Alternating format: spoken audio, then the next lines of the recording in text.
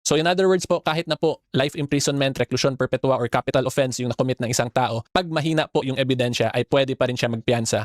Mas lalong eto si VP Sara Duterte, one day, pananagutin talaga itong mga naglabasan.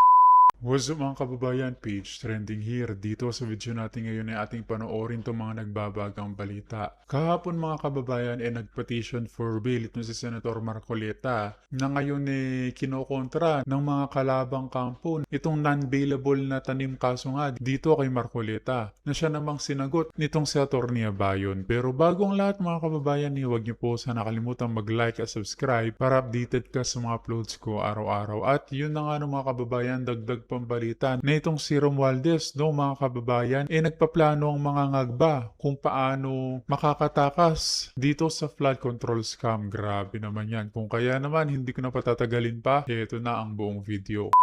Okay, so ang big question po talaga natin for today is whether or not meron po ba talagang quote-unquote non-bailable offense under our legal system. At ito po ay related sa final na petition to post bail ni Senator Marcoleta kahapon, August 14, 2026. So i-discuss ko po to kasi I think may malaki pong misconception sa general public regarding sa pagpiyansa. Kasi lagi pong non-bailable ang ginagamit talaga na term. Pero in the strict legal sense, wala naman po talagang non-bailable offense kundi meron lang tayong bail as a matter of right or discretionary bail. Okay, so yan po ang explain ko today para mas maintindihan nyo po talaga, and of course para iwas din po tayo sa misinformation. And aside from that po, magbibigay na lang din ako ng mga actual examples in relation sa mga pagpiyansa-piyansa na to para mas maintindihan nyo po talaga. Okay, so good day po to all of you, my fellow taong bayan mga kasimor. At baka po napansin nyo, medyo binago ko lang yung camera angle, so let me know lang din po sa comment section kung tingin ba ninyo may nagbago or wala naman, parehas pa rin ba akong Seymour pa rin. Okay, so anyway po, tuloy tayo sa discussion.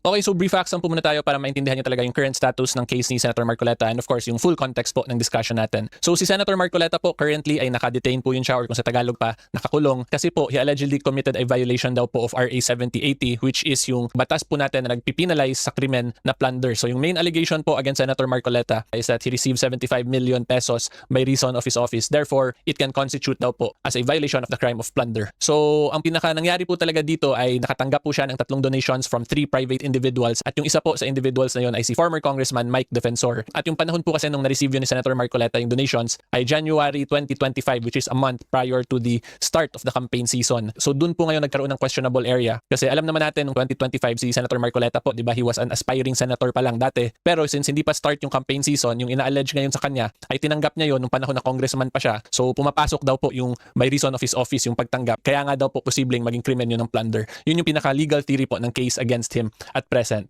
So it's actually an interesting case kasi kung titingnan din po natin yung timelines of the situation or of the case ni Senator Marcoleta, January niya natanggap pero February election season. So may room talaga for argument din si Senator Marcoleta na sabihin na nung tinanggap niya yun ay hindi yun for reason of his office kundi for campaign purposes starting nung February 2025 election. So yun na yung mga nakikita kong mga possible arguments to this case po of Senator Marcoleta. Okay, so anyway po, going back to our main discussion, si Senator Marcoleta nga po ay currently nakakulong for an alleged violation of RA 7080, the crime of plunder. Tapos kung makita po ninyo dito, ang penalty po kasi for the crime of plunder is this one. Kita niyo naman po, di ba, by life imprisonment, shall be punished by life imprisonment with perpetual absolute disqualification from holding any public office. So dito po ipakita ko lang din sa inyo kasi baka magtaka kayo. Ang nakalagay pa kasi dito 75 million yung threshold ng plunder. Pero currently 50 million na po yan kasi this one is amended. So i-click nyo lang po itong section 12 of RA number 7659 para mas maintindihan nyo. So pinapakita ko lang din po yung amendment sa inyo kasi this is just one way of me reminding everyone na pag hindi po talaga kayo sure, dapat po talaga mag-double check, verify ng sources ninyo sa discussion, or kung gusto nyo mas safe talaga, mag-consult po kayo or mag-contact sa isang licensed professional kasi may mga amendments po yan sa batas. So kung mahilig po kayo mag-Google or mag-AI, baka ma-miss nyo to tapos mag-assume kayo na 75 million pa yung threshold. Pero currently, plunder 50 million pataas na yan because it has been amended by this. So I would just like to emphasize that kasi kung itong 70-80 lang po titingnan niyo ay 75 million sakto. Pero that's just additional discussion na lang po at para lang din reminder po na mag-ingat po tayo sa pag-share ng unverified information. Okay, so yan po yung pinaka-facts natin. Senator Marcoleta currently detained. The main allegation, violation of plunder kasi tumanggap siya ng 75 million total donations allegedly by reason of his office kasi during January 2024 pa niya natanggap, which is sitting congressman po nga siya nun. But ang isa naman pong counter-argument dyan nila Senator Marcoleta ay reasonable yun siya na makonsider as for campaign purposes kasi campaign season naman na po the following month, the very following month, February 2025. At alam naman po ng lahat, public knowledge po, na si Senator Marcoleta during that time has already filed his certificate of candidacy for Senate for the 2025 elections. Okay, so yan po yung pinaka-facts natin. At yung next po na maganda din take note niyo is yung penalty na life imprisonment kasi mas maintindihan niyo po yung concept ng next discussion natin yung tungkol sa bail pag i-take note nyo po itong life imprisonment penalty. Okay, so yan lang po for the facts of our case. Ngayon po, pag-usapan na talaga natin kung whether or not meron po ba talagang mga quote-unquote non-bailable offense under our legal system. Okay, so before I answer that question po, tingnan muna natin yung legal basis para mas maintindihan ninyo. So we are back in the 1987 Constitution at yung relevant provision po natin is Article 3 of the Bill of Rights, Section 13 po to be specific. So ito po yung relevant provision talaga natin dito. All persons except those charged with offenses punishable by reclusion perpetua when evidence of guilt is strong shall before conviction be bailable. So ang ibig sabihin po niyan, pag hindi po reclusion perpetua or life imprisonment ang penalty ng isang krimen, ang bail po or ang pagpiyansa ay matter of right po yung tawag dyan. So when you say matter of right, karapatan po natin yan. So hindi po yan pwede pigilan ng korte or kahit na sino pa man.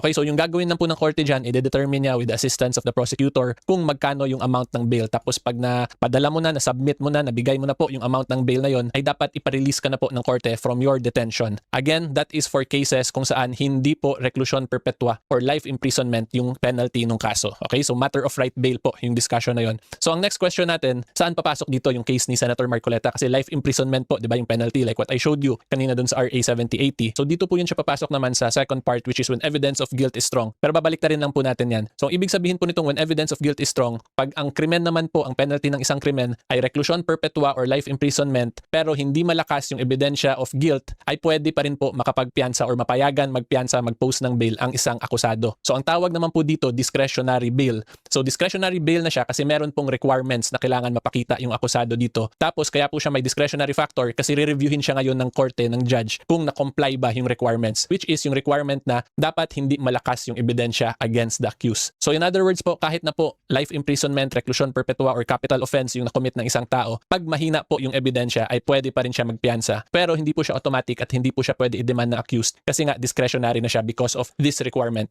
Unlike dun sa first discussion natin, matter of right, since usually yung mga ganong cases ay hindi siya considered na severe talaga or capital offense, kaya matter of right po talaga yung karapatan ng pagpiyansa doon. Dun sa cases na bail is a matter of right, kahit na po malakas yung ebidensya, meron talagang sabihin natin may mga video evidence, may CCTV footage nakita na siya talaga yung gumawa ng krimen, madaming testigo na magte-testify na tinuturo si accused talaga yung nag-commit. Pero despite the strength of the evidence, since mababa po yung penalty, ay matter of right pa rin po talaga yung pagpiyansa. Yun yung difference talaga nila. Whereas dito naman po sa discretionary bail, pag mahina talaga yung ebidensya, dun ka lang pwede na mapapayagan magpiyansa. So kung titingnan po natin or i-compare natin, kaya ko lang din sinishare itong additional discussion na to, ay may sense of ano din po kasi parang unfair. Kasi dun sa mga krimen na mababa yung penalty pero sobrang lakas ng evidence mo, matter of right yung mag-bail. And then yung next na lang na interesting follow-up question dito actually is ito bang requirement na yung accused yung magpakita ng evidence para makakalaya siya, makapag-post siya ng bail? Hindi ba yun contradictory sa presumption of innocence? So ang titingnan lang po natin dyan, ito kasing sa petition for bail, this does not touch on determining pa the guilt of the accused, whether or not guilty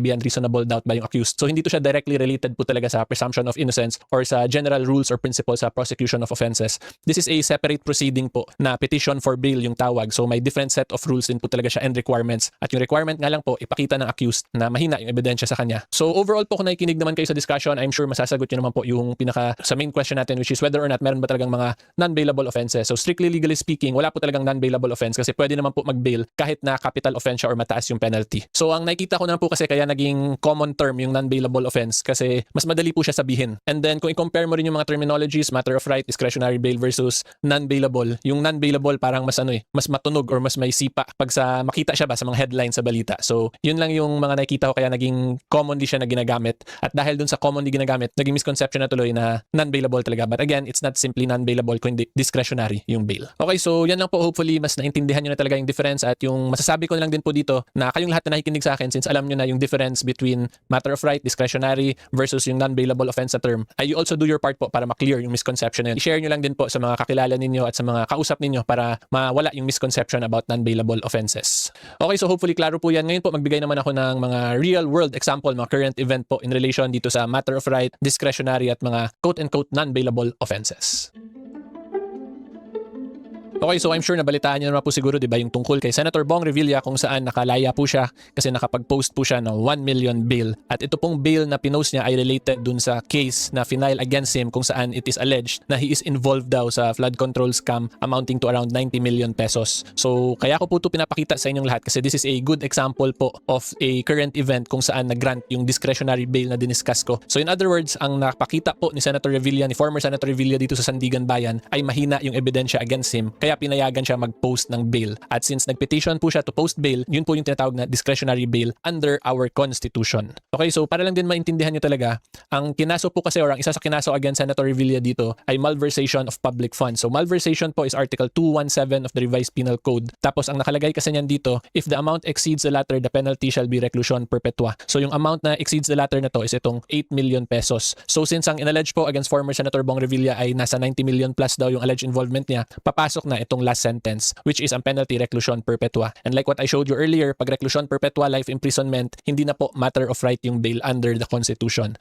Ang tawag na nga po doon is discretionary bail. Kailangan ipakita ng petitioner na mahina yung ebidensya against him. So dito, nag-succeed po si Senator Bong Revilla to show the court, the Sandigan Bayan, to be specific, na mahina yung ebidensya against him. So ultimately po, ang kailangan talaga mapakita ni Senator Marcoleta dito ay mahina yung ebidensya against him. Yun lang talaga yun, para mapayagan siya mag-post ng bail at makalaya din siya tulad nito kay former Senator Bong Revilla. And then yung pinaka-update lang po talaga sa case sa Senator Marcoleta so far ay isiset na yung bail hearing niya on September 3. And may mga nakita din po akong news article kasi na sinasabi madami daw magte-testify against Senator Marcoleta. And it's actually going to be very interesting kung paano yun malalabanan ni Senator Marcoleta. Kasi Senator Marcoleta, of course, yung main defense niya, hindi yun by reason of his office yung tinanggap niyang pera, kundi for campaign purposes. So curious lang ako kung ano kaya sasabihin ng magte-testify against him daw. Kasi most likely ang ite-testify nila nun ay by reason of his office yung pagtanggap. So ipipinpoint ba nila kung saan kaya ginamit ni Senator Marcoleta yung pera na yun, kung saan related nga sa office niya as a congressman. So yan lang po ang mga interesting din na maganda nating abangan dito come September 3. So malayo-layo pa rin po kasi currently August 14, so may mga 2 weeks pa before the first hearing. At hindi po yan isang hearing grant lang agad kasi it would also depend on the number of witnesses na ipepresent ng both parties. Kasi petition po yan, therefore it would undergo a separate set of hearings from the plunder case proper pa talaga. Okay, so yan lang po. Hopefully mas naintindihan ninyo kung ano ba talaga tong discretionary bail, matter of right, at yung mga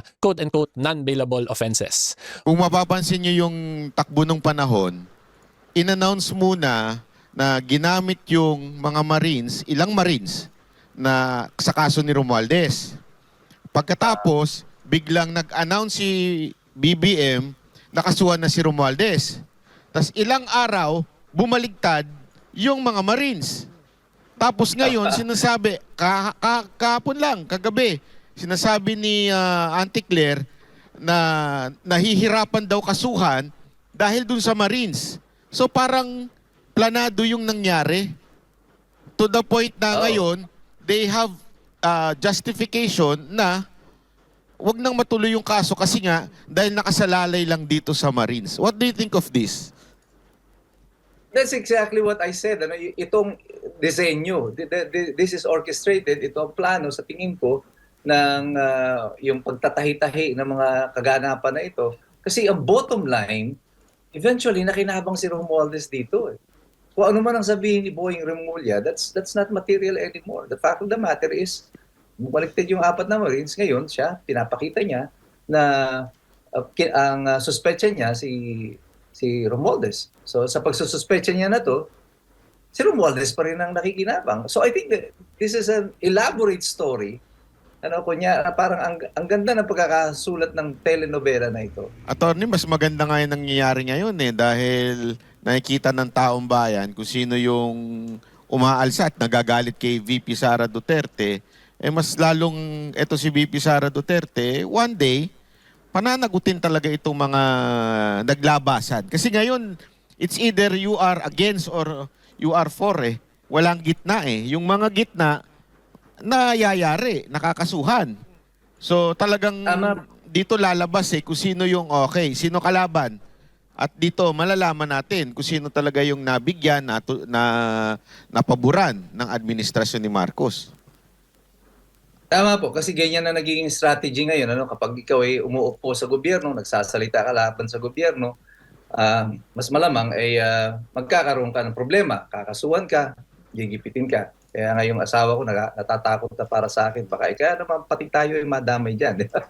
Kasi somehow yung mga sinasabi ko has reached the level of the national consciousness. Marami nang nanonood ng mga videos at ginagamit nila yung mga video na sinasabi ko. At nararamdaman ko na rin yung opposition sa akin, even in my profession as a lawyer. Kasi sa totoo lang, maraming mga abogado, mga professionals ang nasa hanay ng mga pink, ng mga dilaw, yung tinatawag yung sarili nila mga progressive, yung mga woke, ng mga tao, nakakaramdam na ako ng pushback from this sector. But wala naman akong pakialam doon sa mga iyon. Basta tayo, we're just doing what we think is right, and we continue doing it for the country, for the republic. We are doing whatever we can para sa taong bayan. at sa Pilipinas. Ako naman mag-a-advise kay attorney. Ano ang kwento mo sa kanya? Oh, attorney, pag medyo malapit na kayo, mag-Joel Villanueva lang kayo. Ayan. Oo, pag nag-Joel Villanueva kayo, safety na kayo.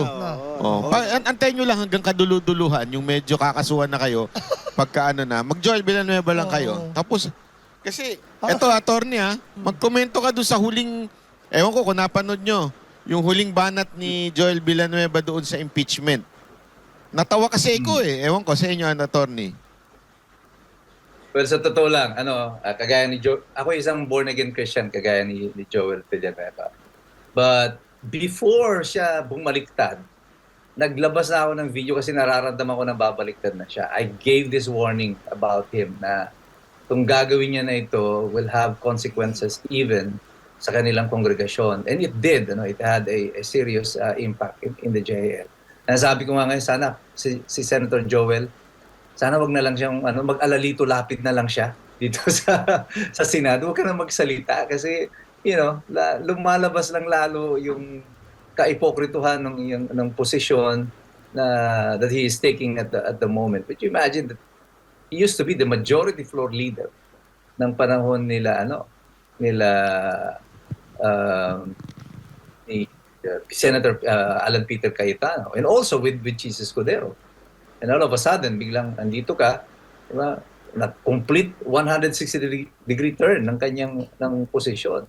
So, sa mata ng mamamayan, parang ang linaw-linaw nasa yung hipokresiya ng kanyang mga sinasabi. Kaya it would have been better for him to do a little lapid.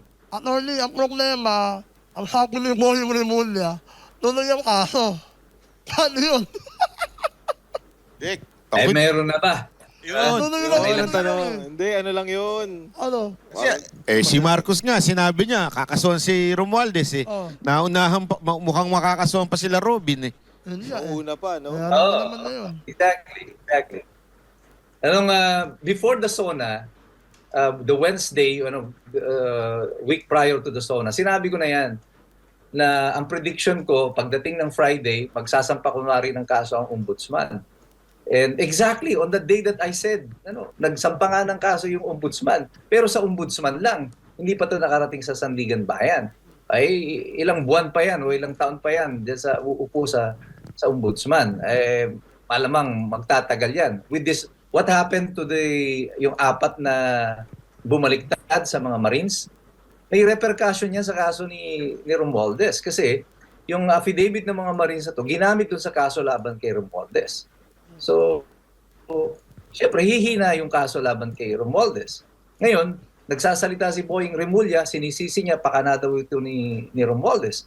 But I think that is also beneficial to Romualdez na nagsasalita ng ganyan si Boying. Kasi, nag-iimbestiga pa sila sa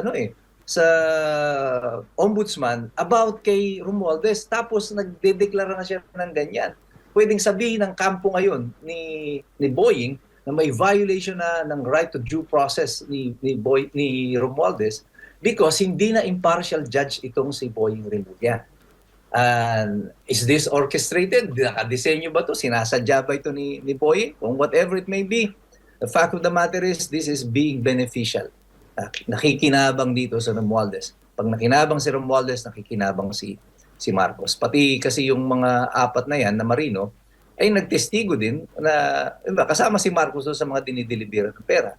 So pag nakinabang si Romualdez sa storya na mali ang testimonya ng apat na Marino, makikinabang din si Presidente Marcos tungkol dyan. Attorney, ako nga, ibang ganito yung base ko dyan Kung mapapansin nyo yung takbo ng panahon, in-announce muna na ginamit yung mga Marines, ilang Marines, na sa kaso ni Romualdez.